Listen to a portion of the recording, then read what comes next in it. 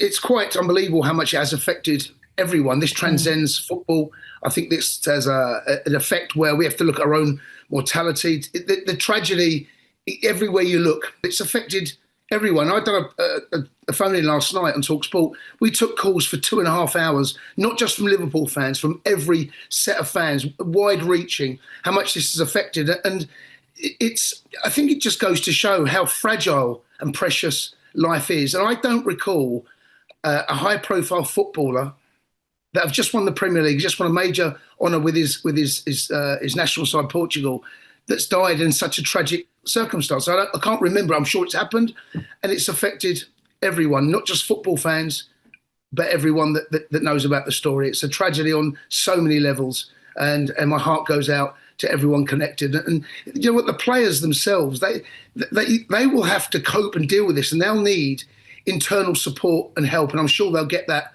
from the club, because they've been on holiday.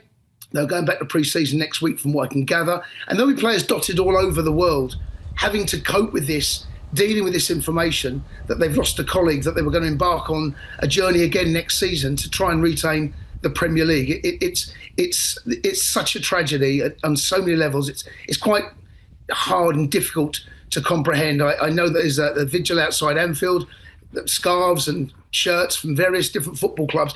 I think this goes also to show football is incredibly tribal, and your football club matters. But when an incident, a tragedy like this happens, I think it just goes to show that how football fans really are. We are one of the same. We're cut from the same cloth. We love our footballers and we hold them in such high regard, and they mean so much to us. And when you lose a football of his quality and of his tender age, it can't help but affect how you feel about yourself, your club, and Liverpool. Yeah.